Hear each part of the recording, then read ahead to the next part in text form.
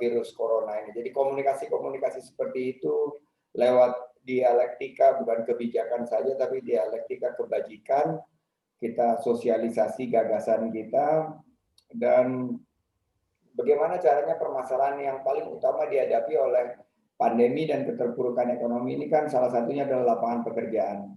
Lapangan pekerjaan semakin sulit didapat. Nah, di mana para masing-masing partisipan atau kontestan dalam kontestasi pilkada ini bisa memberikan satu gagasan dan upaya real agar kita bisa atasi pandemi ini dan dampaknya. Gitu Mbak Ida Ayu. Posisinya di mana nih teman-teman nih? Teman-teman tuh dari berbagai macam daerah Bang Sandi. Dari seluruh 270 pilkada ada nggak di sini kira-kira? Itu saya dari Palembang. Banten ada. Dari Kalimantan juga Bang Sandi. Ada 5D dari Kalimantan juga hadir. Saya Jogja Komandan. Dari Banten. Dari Banten. Mas Pascal dari mana nih Pascal? Mas Pascal, halo. Jakarta kali. Banten pilkada juga Pak Sandiaga Uno. Iya, banyak sekali, ada 270 pilkada, mungkin lebih dari 100 juta pemilih yang akan datang ke TPS. Dan kita kayaknya di Institute of Public Communication ini punya tanggung jawab dan peran ya untuk mengingatkan salah satu komunikasi yang paling efektif di tengah pandemi dan keterlambatan ekonomi ini, memberikan pesan-pesan bahwa kita akan pulih bangkit jika kita bisa atasi masalah kesehatan.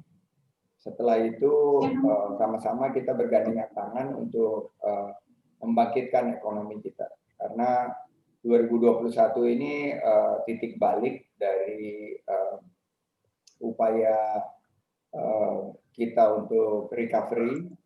Sudah lebih dari 10 bulan kita dalam situasi yang sangat penuh tantangan ini.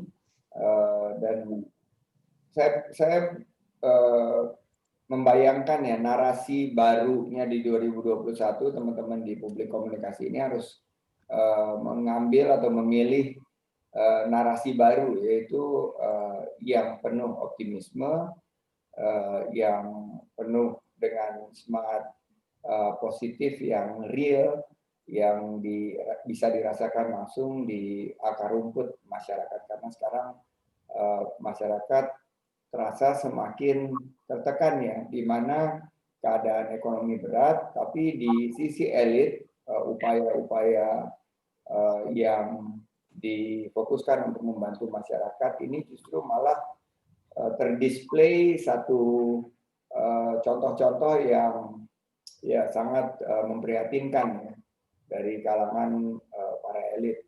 Selalu terpecah belah, ada perilaku koruptif dan lain sebagainya. Jadi menurut saya ini salah satu peluang nih agar Institute of Public Communication bisa memberikan satu pesan yang narasinya lebih positif dan membangun optimisme. Siap Bang Sandi. Ini tadi Bang Sandi sudah mengingatkan bahwa di tengah ketidakpastian dalam pandemi, ekonomi, ada kesehatan yang jadi concern utama, sehingga mungkin saja tidak banyak yang datang ke TPS. Harapannya kan datang Bang Sandi ya, untuk memilih, karena sudah dimaksimalkan 500 peserta pemilih di dalam satu TPS. Tapi saya penasaran Bang Sandi, dengan pengalaman Bang Sandi sempat ikut dalam pilkada dan juga pilpres dan kontestasi nasional begitu ya, bagaimana sebenarnya harusnya pejabat partai, elit-elit begitu ya, untuk berkomunikasi kepada publik, apalagi di situasi yang seperti sekarang. Selain menggelorakan misalnya pesan-pesan komunikasi yang lebih optimis, apalagi yang harus dilakukan Bang Sandi supaya sampai ke akar rumput pesannya? Saya ini udah kampanye di beberapa wilayah di Indonesia, di Sumatera, di Jawa, kemarin baru juga kampanye hari-hari terakhir di Pemalang, Kalongan, juga saya sempat berkampanye di wilayah Indonesia Timur, di Sulawesi juga. Saya melihat memang untuk menyampaikan pesan agar protokol kesehatan yang ketat dan disiplin bisa dilakukan itu memang merupakan satu tantangan yang sangat besar. Karena euforia daripada para relawan dan para tim di akar rumput yang mulai dari level desa sampai ke level dusun maupun sampai ke RT, RW dan RT itu kita bisa melihat level daripada kedisiplinannya itu beragam. Semakin dekat di kota besar semakin tinggi kedisiplinannya, tapi kalau di semakin kita ada di luar kota, di pedesaan itu para petinggi elit partai terutama lebih memfokuskan pesan-pesan mereka untuk ajakan memilih pasangan calon yang didukungnya tanpa menyisipkan pesan-pesan untuk menerapkan protokol kesehatan yang ketat dan disiplin. Nah, ini yang menurut saya menjadi refleksi ya. Kita kan sekarang lagi menghadapi musuh bersama, yaitu COVID-19. Mestinya kita bersatu dan juga memiliki satu pesan unik yang universal yang disampaikan kepada pemilih. Bagaimana kanal komunikasi partisipatif di tengah-tengah pilkada ini kan sangat efektif. Kita bertemu muka langsung, kita kadang-kadang dihibridkan partisipasinya melalui sebagian melalui Zoom atau video call. Nah, fungsi demokrasi ini bisa kita lakukan untuk secara efektif melawan musuh bersama kita yaitu COVID-19. Sayangnya banyak kanal komunikasi partisipatif ini dipakai justru untuk memecah belah, saling menjelekkan satu sama lain di antara kandidat, saling menyoroti kelemahan pihak lawan, saling melihat bahwa kontestasi demokrasi ini adalah menang-menangan saja, hanya mengincar jabatan dan posisi, tanpa ada pesan yang universal yang bisa kita sampaikan secara efektif.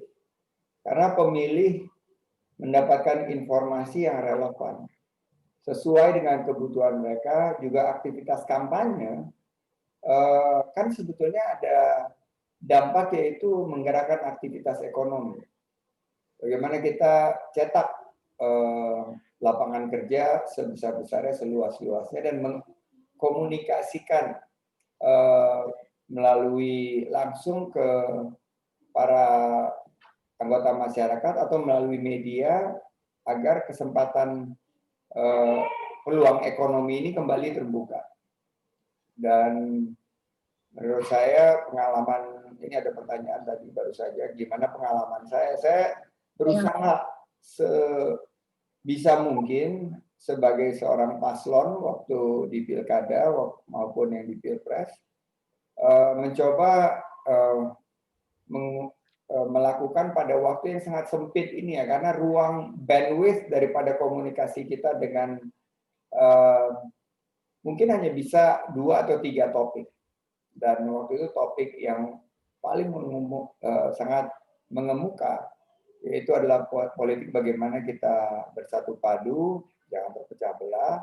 Politik bagaimana topik yang utama kita adalah kita berpikir sama-sama untuk mensolusikan masalah yang dihadapi bangsa, yaitu lapangan pekerjaan dan topik-topik yang berkaitan dengan keseharian yang dihadapi oleh masyarakat. Jadi saya melihat bahwa itulah apa yang bisa kita kontribusikan di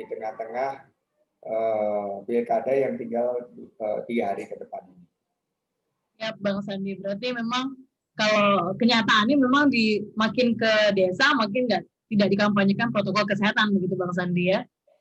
Iya, saya lihat walaupun tidak bisa digeneralisir ya, tapi saya kan bisa melihat sendiri langsung dari pemakaian masker, bagaimana pengaturan jarak, dan juga yang berkaitan dengan mencuci tangan, penyediaan daripada fasilitas pencucian tangan di tengah-tengah tempat mereka melakukan kegiatan itu ya masih sangat terbatas.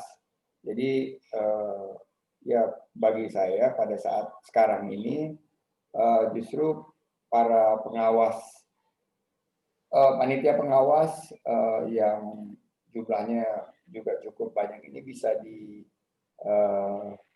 digunakan untuk mengingatkan anggota masyarakat bahwa COVID ini belum selesai.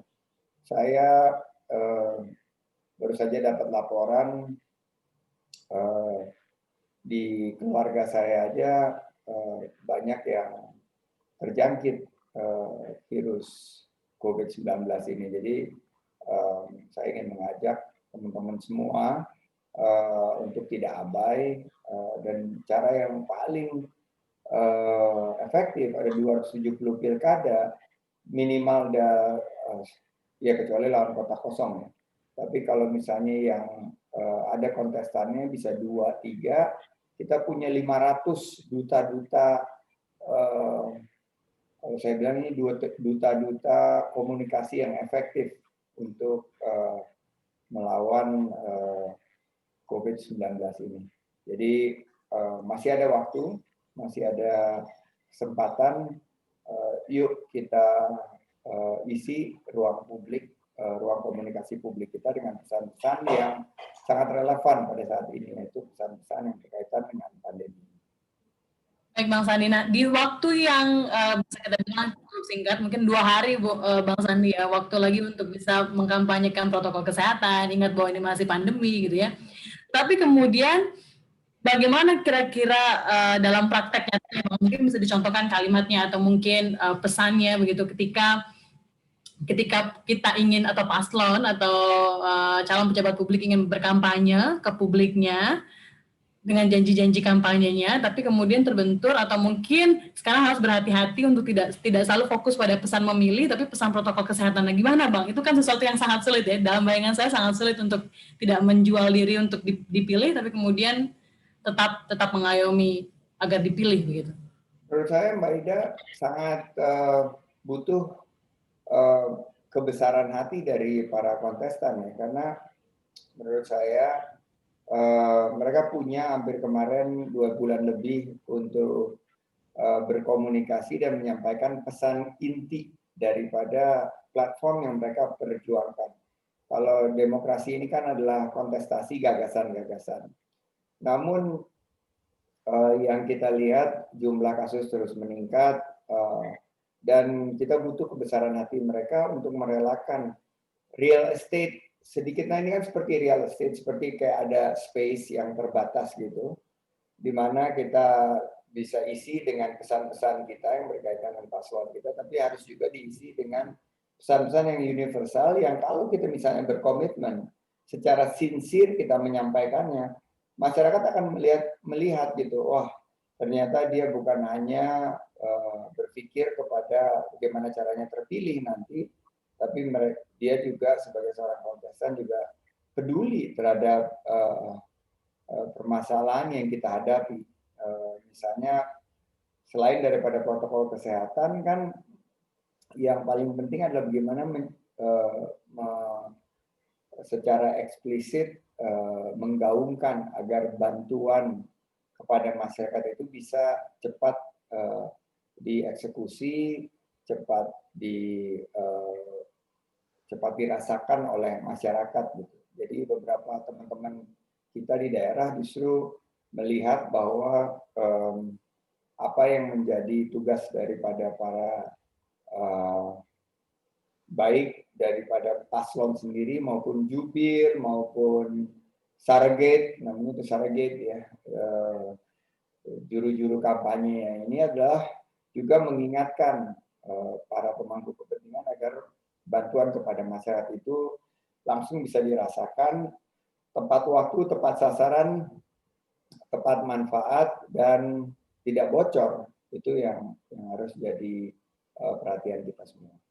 Berarti komunikasi publik yang peduli begitu Bang Sandi ya, merasakan apa yang dirasakan oleh masyarakat masih jadi kunci utama begitu Bang Sandi. Ya, komunikasi publik yang peduli, yang mencerahkan, komunikasi publik yang menjadi media pendidikan, pendidikan politik yang damai, tidak memecah belah, komunikasi publik yang bebas dari hoax, bebas dari cyberbully, hindari black campaign,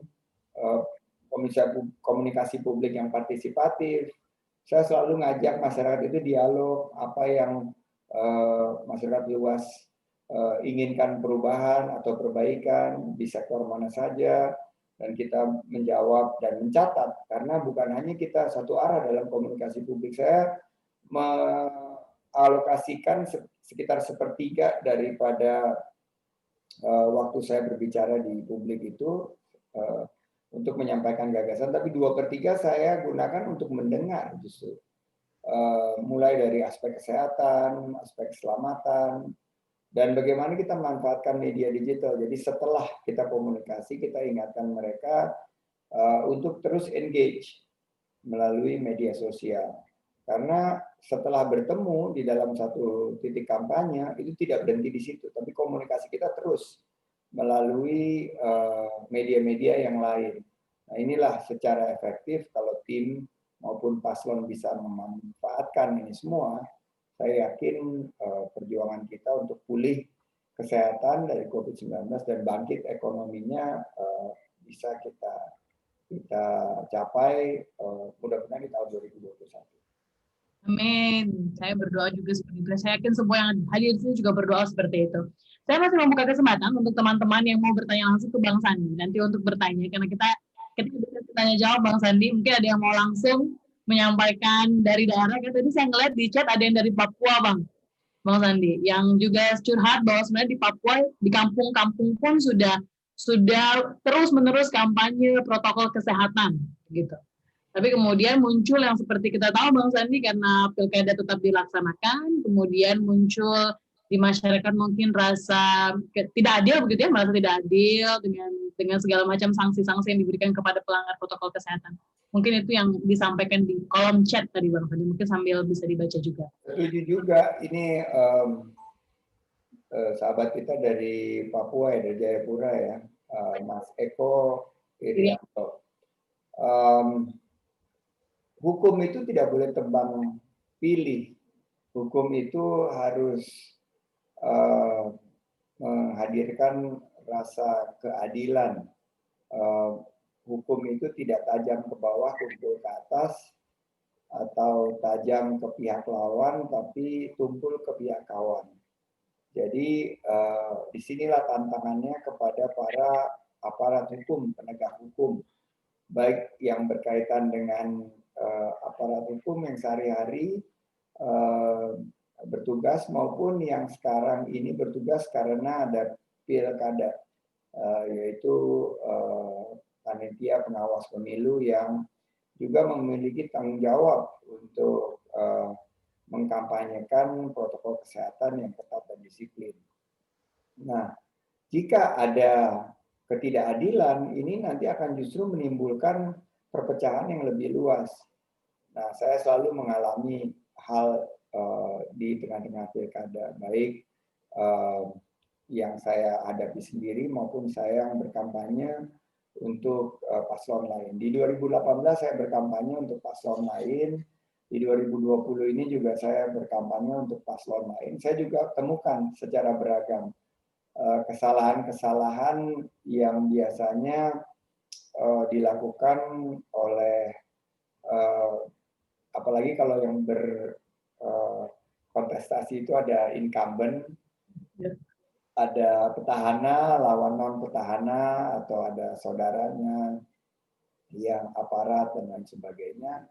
Ini muncul benar tidaknya masyarakat yang akan menilai. tapi akan ada terasa bahwa oh kok pilih kasih ya, kalau kita kok dihadang-hadang, tapi kalau pihak lawan diperbolehkan. Saya ingin mengingatkan gitu loh, bahwa kita justru, saya berterima kasih gitu kalau Pak Nuas yang mengingatkan dan terkesan keras dan kepada kita gitu. Berarti kan kita diberikan perhatian lebih dengan tidak memproses atau tidak adil dengan di berbagai situasi kontestan, ini memang sangat tidak menguntungkan. Nah, saya ingin mengingatkan kepada kita semua, belajar dari Pilpres 2019 kemarin, dan apa yang dilakukan di Pilpres Amerika sekarang 2020 ya, bahwa di level demokrasi tertinggi saja, mungkin 30-40% masyarakat yang berpartisipasi merasakan bahwa ini ada ketidakbetulan atau ketidakbenaran dalam penyelenggaraan kontestasi pemilu di Amerika sendiri, yang boleh dibilang salah satu demokrasi yang paling maju di dunia.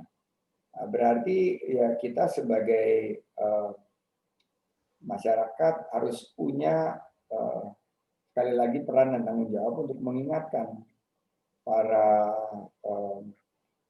aparat hukum agar terus meningkatkan, karena kualitas demokrasi kita ini berbanding lurus dengan kualitas penyelenggaraan pemilu kita. Alhamdulillah ya, Indonesia sekarang mungkin sudah dikategorikan pada salah satu negara demokrasi terbesar di dunia, dan penyelenggaraan pemilu di Indonesia ini dianggap yang juga salah satu yang paling baik. Nah, mari kita jaga dan terus tingkatkan kualitas demokrasi kita, karena kualitas demokrasi kita akan menentukan kualitas pemimpin kita yang akan memimpin baik daerah, kabupaten, kota, provinsi, apalagi sekarang juga ada pilkades ya. Jadi kita udah di level desa ini udah, kalau lihat kampanyenya mah udah lebih seru daripada kampanye pilpres itu. Dan sangat inovatif ya, sangat komunikatif, sangat adaptif dalam keadaan sekarang, pesan-pesannya juga terkadang lucu. Saya melihat ini merupakan satu dukungan ya, dan mudah-mudahan dari Pilkada 2020 ini kita dapat banyak masukan untuk terus meningkatkan kinerja dan kualitas demokrasi kita. Ya, Bang Sandi. Tapi ini ada yang curhat lagi Bang Sandi di chat, kalau saya mohon izin untuk membacakan. Dari Mas Agus Sudarmono. Ini mirip tadi seperti apa yang disampaikan sama Bang Sandi juga, bahwa di daerah-daerah justru yang sedang menghadapi pilkada di 270 wilayah 9 provinsi ini yang lebih banyak pelanggaran prokesnya alias protokol kesehatan. Calon-calon hanya melakukan protokol kesehatan untuk dirinya dan pengikutnya saja di Bang Sandi, bahkan takut untuk mengedukasi atau kampanye melawan virus, apalagi sarana-sarana cuci tangan di ruang publik sudah banyak dan sudah tidak layak, malah airnya pun tidak ada, kata Bang Sandi. Kalau ada kejadian seperti ini, misalnya Bang Sandi sudah terlanjur masyarakat menilai bahwa pasangan calon yang sedang memperebutkan hati masyarakat begitu ya, sedang kontestasi, melakukan kesalahan-kesalahan protokol kesehatan. Bagaimana kemudian meminta maaf ke publik ya Bang Sandi? Atau apakah perlu meminta maaf ke publik atas tindakannya? Nah, itu kadang-kadang kan kita sering kehilangan momen-momen pejabat publik atau paslon yang meminta maaf ke publik ketika melakukan kesalahan, Bang Sandi. Itu gimana komunikasi publiknya? Melakukan kesalahan itu kan, to err is human. Kesalahan itu manusiawi sekali. Saya justru menggunakan jika ada satu hal yang tidak terkomunikasikan dengan baik dan bisa dikategorikan sebagai kesalahan. Karena saya yakin semua niatnya baik kan, niatnya baik, tapi dalam eksekusi, dalam penyampaiannya kemungkinan ada salah dalam penyampaian tutur kata sehingga misinterpretasi dan lain sebagainya, justru harus kita gunakan untuk menggarisbawahi topik atau pesan-pesan kunci yang ingin kita sampaikan.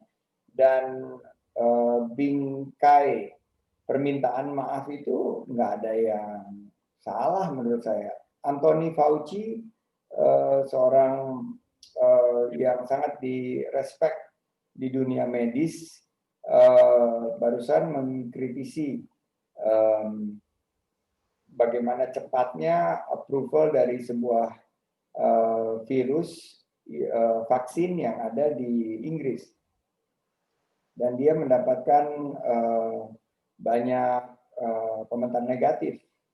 Tapi dia terus menggunakan kesempatan klarifikasi dengan meminta maaf.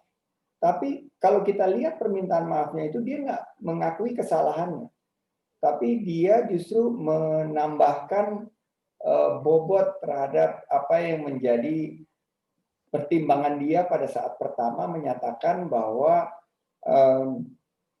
proses approval daripada vaksin itu terlihat tergesa-gesa. Nah, ini yang bisa kita pelajari juga di antara para kontestan. Mungkin saling mengkritik sering terjadi pada saat debat, dan saya belajar gitu. Debat memang penting, terutama untuk beberapa masyarakat yang belum menjatuhkan pilihan ya. Dan debat itu saya justru gunakan jika seandainya diserang atau seandainya harus meluruskan pernyataan daripada pihak kontestan lain. Itu saya tidak berkomentar tentang serangannya atau tidak berkomentar terhadap perilaku daripada kontestan lain, tapi saya fokus kepada topik yang ingin saya berikan klarifikasi. Jadi permintaan maaf tadi Pak Agus ya, Agus Pramono ya. Permintaan maaf itu bisa kita gunakan justru untuk melakukan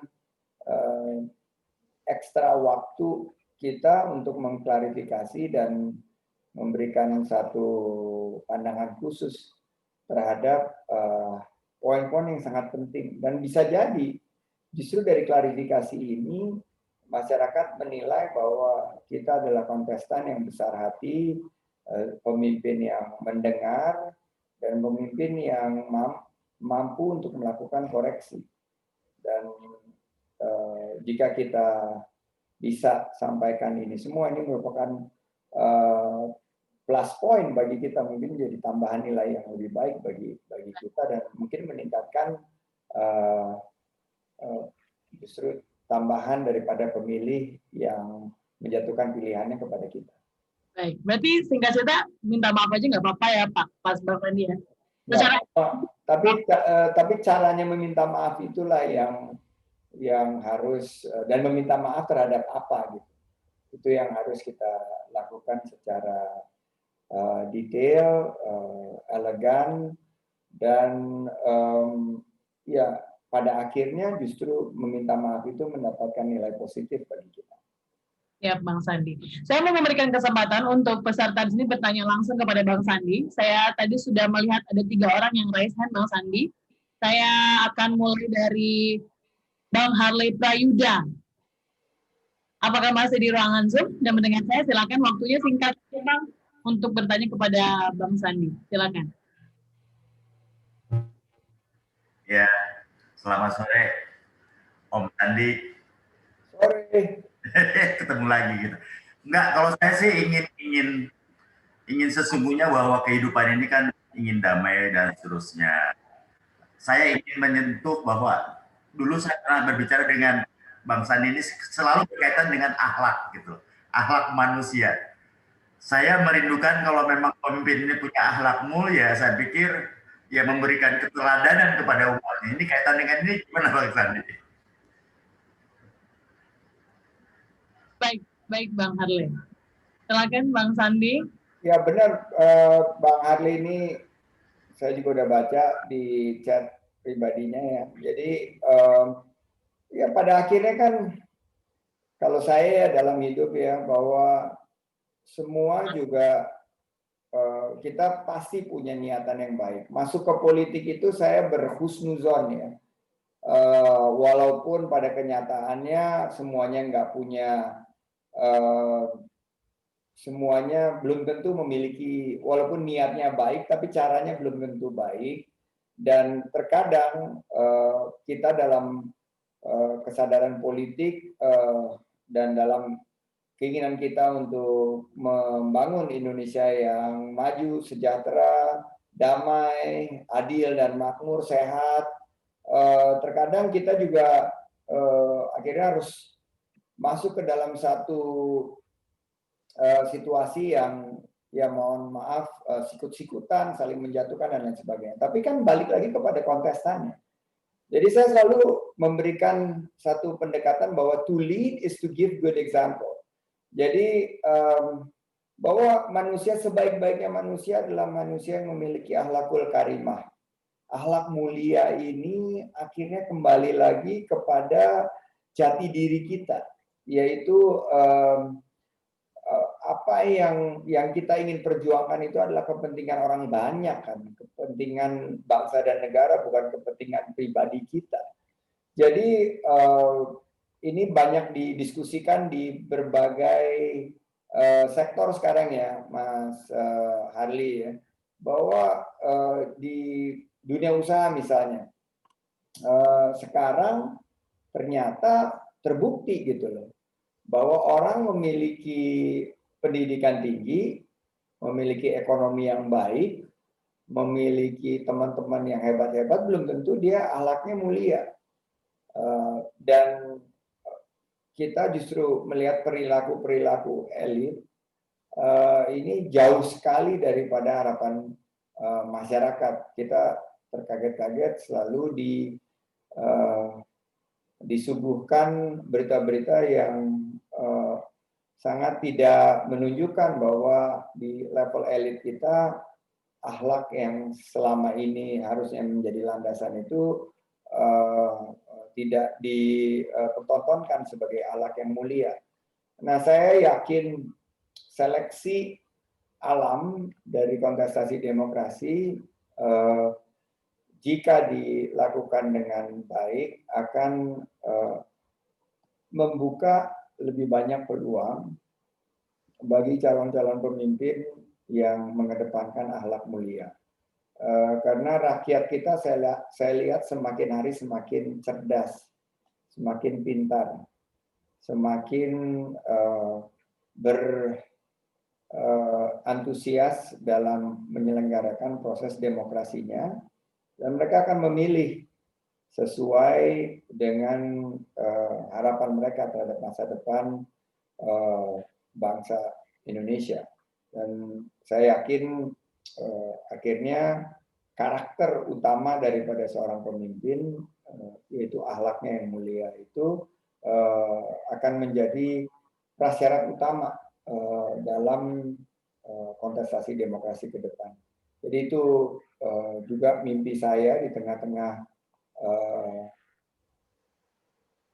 pendewasaan demokrasi kita. Saya juga masih belajar nih Mas Harli, bahwa ya ada up and down waktu pilkada. Saya merasakan bagaimana kita mendapatkan amanah dari rakyat. Waktu pilpres kemarin secara pribadi saya juga merasakan bagaimana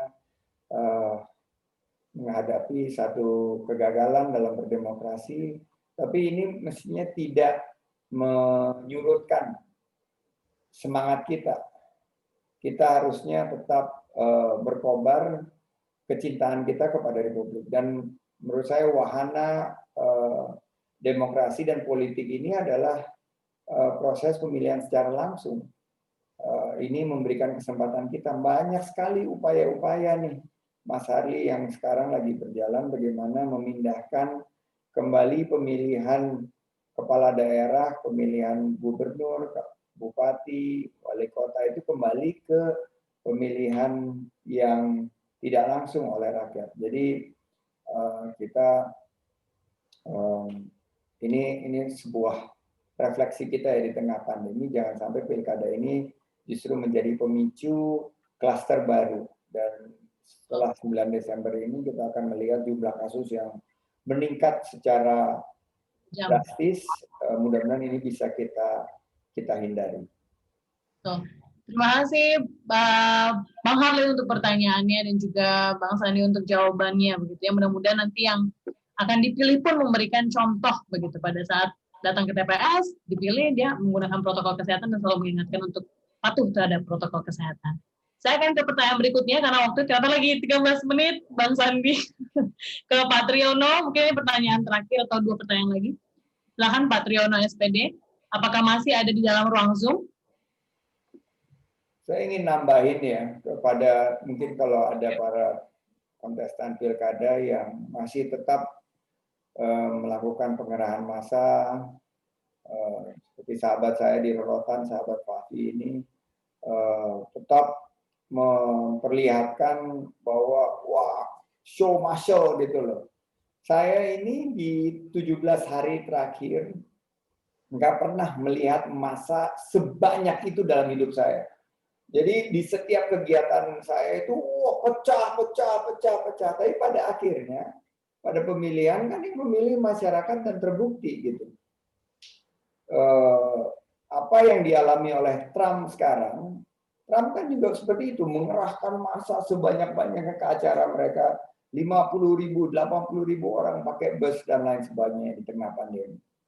Ternyata hasilnya jauh daripada apa yang kita lihat pada saat yang disebut sebagai rally atau pada saat kampanye. Jadi nggak menentukan menurut saya jumlah orang terlihat penuh dan lain sebagainya. Malah saya ada beberapa kampanye yang saya hadiri, itu pesertanya mungkin hanya cuma 15-20 orang, tapi penggunaan dari sosial medianya itu sangat masif. Pendistribusian pesan yang dilakukan ini melalui virtual dan melalui platform digital itu sangat efektif. Malah lebih banyak orang yang tahu saya ada di daerah situ karena penggunaan platform digital dan penggunaan kampanye virtual ini daripada saya datang ke satu daerah yang isinya banyak sekali orang. Jadi ini merupakan pembelajaran bagi kita semua bahwa banyak-banyakan massa pada saat kampanye itu ya tidak efektif, tapi justru yang selalu saya ingatkan adalah bagaimana engagement kita post campaign events. Setelah event kita berkampanye, bagaimana kita melakukan engagement atau melakukan komunikasi yang tidak putus dengan masyarakat, itu yang harusnya menjadi ukuran. Apalagi sekarang kita masuk hari-hari tenang. Baik, terima kasih Bang Sandi. Ini mungkin sekaligus menjawab pertanyaan yang ada di chat dari Mbak atau Ibu Esmerialda Melisa dari Universitas Swiss Jerman Tangerang, begitu ya, soal kampanye virtual itu menjadi salah satu model yang memang harusnya digunakan ketika pandemi agar tidak tercipta klaster baru. Karena Pak Triyono tadi tidak nyaut, Bang Sandi, saya akan ke Pak Eko. Pak Eko ada tadi sudah membuka videonya. Silakan Pak Eko singkat saja agar bisa segera dijawab oleh Bang Sandi. Silakan Pak Eko. Masuk Pak Eko dari Papua. Iya betul. Pak Eko, ayo Pak Eko. Saya sudah unmute. Kalau tidak saya akan berikan ke yang lain. Saya ke Pak Made dulu dari Pak Bang Sandi kalau gitu. Pak Made silakan. Made dari Kalimantan nih ya. Sore Bang Sandi, selamat sore Mbak Sasti. Sore. Ya. Menarik dengan bahasan yang disampaikan tadi, mungkin saya singkat juga pertanyaannya. Tadi Bang Sandi menyebutkan bahwa kualitas demokrasi itu sangat berhubungan dengan kualitas pemimpin. Tapi pada kenyataannya kalau kita lihat sekarang itu kan kita dibayang-bayangi oleh rendahnya angka partisipasi begitu Bang Sandi. Kita lihat misalnya saya kan dari Kalimantan Timur Bang. Di Kaltim itu ada 9 dari 10 kabupaten kota yang ikut dalam kontestasi pilkada serentak. Dan 2 daerah, 1 kota Balikpapan dan 1 kabupaten Kutai Kartanegara itu punya calon tunggal. Dan ini kemudian apa yang seharusnya bagi komunikasi yang seperti apa yang seharusnya dihadirkan kepada masyarakat agar kita menjaga kualitas pemimpin yang nanti dicetak dari pilkada serentak ini benar-benar dapat gitu, benar-benar berkualitas begitu, Bang. Terima kasih kesempatannya. Terima kasih. Silakan Bang Sandi, biar ikutan. Ini keren banget Pak Made. Jadi banyak yang bilang bahwa terutama kalau ada calon tunggal ya, lawan kotak kosong ini adalah kegagalan demokrasi untuk mencetak satu kontestasi yang minimal 2 pasangan calon. Nah, menurut saya kita tidak perlu terlalu berlebihan melihat bahwa calon tunggal ini adalah bukti kegagalan demokrasi. Di demokrasi yang sangat maju juga banyak sekali yang disebut sebagai uncontested election, di mana ada calon yang nggak ada lawannya. Misalnya satu senator yang sudah sangat kuat di negara bagian tertentu, bertahun-tahun dia tidak menghadapi challenger, dia tidak menghadapi penantang, karena penantang melihat bahwa sebagian keinginan publik sudah terwakili, terus proses demokrasi itu sangat mahal karena harus menggunakan begitu banyak sumber daya untuk membangun jaringan, memasang iklan, baliho, dan lain sebagainya. Jadi saya melihat misalnya di Kalimantan Timur ya, apalagi daerahnya ini kan sangat luas dan akan sangat di tengah-tengah pandemi, di tengah-tengah keterpurukan ekonomi ini akan sangat sulit untuk meningkatkan partisipasi. Nah, kita juga mungkin sudah saatnya mulai terbuka sistem pemilu kita menggunakan mail-in atau menggunakan surat, atau yang lebih hebat lagi kalau kita sudah bisa menggunakan electronic vote, e-vote.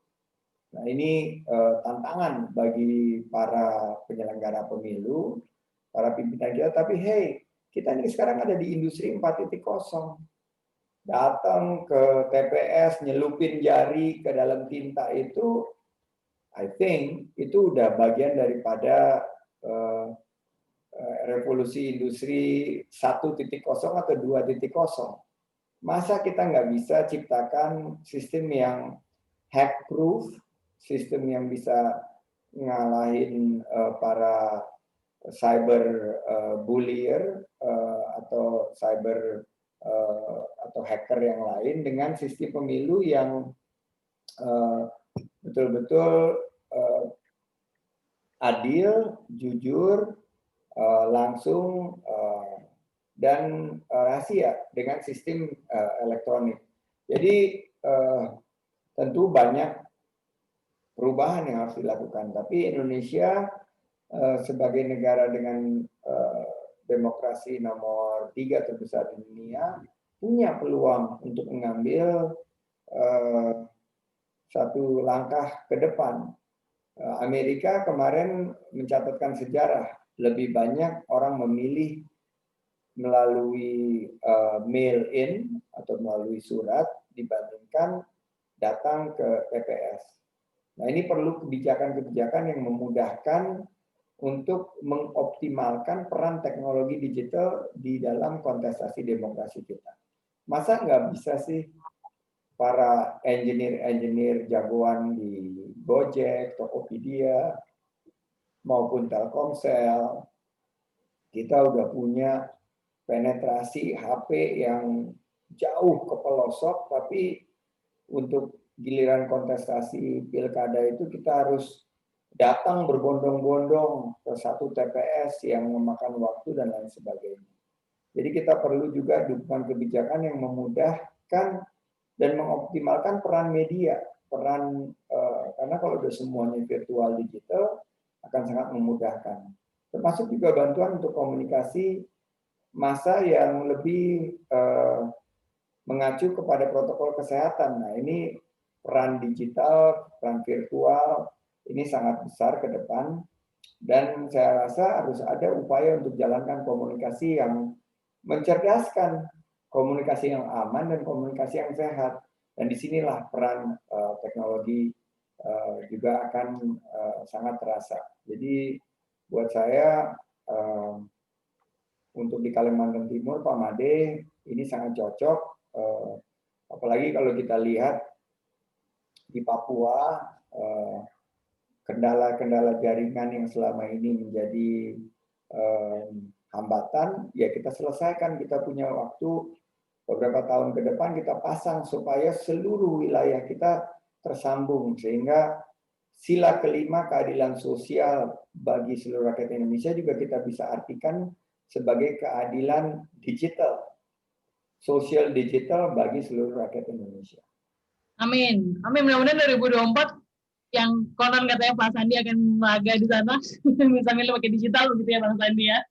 Amin. Bang Sandi ke Papua, Bang Sandi. Amin. Insya Allah Pak Eko. Saya sangat setelah pandemi COVID-19 ini sangat kangen dengan papeda. Udah lama tidak makan papeda yang biasanya saya makan dalam perjalanan dari Bandara Sentani ke Kota Jayapura. Baik, terima kasih Bang Sandi. Waktunya Tunggu Bang.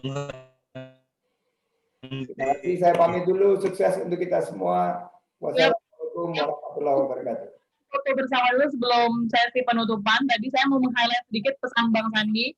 Semoga nanti Bang Sandi ini lebih misalnya untuk Menteri KKP mencalonkan 2024 juga akan muncul lagi. Kita tunggu nanti kejutan-kejutan dari Bang Sandi. Tapi komunikasi publik yang diharapkan dari yang dititipkan pesan dari Bang Sandi adalah yang peduli, bebas dari penyebaran hoax dan ujaran kebencian, yang ada dialognya juga ke publik, ada engagement kepada publik, dan tentunya nanti didukung sama kebijakan dan juga teknologi yang memadai agar tercipta keadilan digital nanti pada saat pilkada berikutnya. Saya mengucapkan terima kasih. Saya akan kembalikan dulu ke Bang Raja, Bang Sandi, terima kasih banyak dan juga peserta untuk nanti kita akan sesi foto bersama. Mungkin boleh dibuka videonya semuanya. Kita akan foto terlebih dahulu sebelum nanti akan ditutup oleh Bang Raja. Mudah-mudahan senyum karena dari awal senyum terus. Jadi kita harus lebih lebar lagi senyumnya. Oke, siap. 1, 2, 3. Oke, sekali lagi ya. Sekali lagi. Siap. 1. Background-nya Bang Raja ini keren banget nih. Siap, Komandan. Siap, 1, 2, 3. Lama saya ini dulu di investor nih. Ya. Jadi terima kasih Bang Sandi, Pak Wakil Gubernur periode 2017-2018 sudah memberikan waktu kepada kami. Semua teman-teman, kami bersyukur ini menjadi satu wadah sebenarnya para awal bidang alumni LPDP untuk mencoba menggali tentang komunikasi publik. Harapan kami bisa berkontribusi buat hal-hal yang lebar lagi ke depannya. Begitu, terima kasih Mbak Sasti, mohon ditutup Pak. Terima kasih Mbak Sasti. Saya ditutup sekali lagi, terima kasih untuk semua teman-teman yang sudah hadir. Mohon maaf jika kata salah, mari kita tetap semangat dan gunakan hak pilih Anda tanggal 9 Desember nanti untuk menentukan pemimpin yang terbaik. Terima kasih sekali lagi, terima kasih semua. Assalamualaikum warahmatullahi wabarakatuh. Waalaikumsalam warahmatullahi wabarakatuh. Waalaikumsalam warahmatullahi wabarakatuh. Ya, terima kasih Mbak Sasti. Teman-teman, bagi teman-teman yang membutuhkan sertifikat boleh dibaca chat ya. Terima kasih semua dari Papua. Ya. Assalamualaikum. Terima kasih. Waalaikumsalam. Kita dihadiri dari Aceh sampai Papua hari ini. Mas, itu sertifikatnya di email ya, kan ngasih email ya, di email. Iya, boleh. Itu ada di chat, ada nomor WA yang bisa nanti dikontak. Siap. Ada isi sertifikat ya. Tulis nama lengkap sama email. Daftar link daftarnya di mana? Di chat boleh, di chat sini ada nama ininya, nama WA-nya. Nanti monggo dikirim ke situ nanti nama lengkap sama emailnya. Oke, thank you. Sampai ketemu. Oke, sama-sama teman-teman. Salam sukses ya, salam sehat selalu.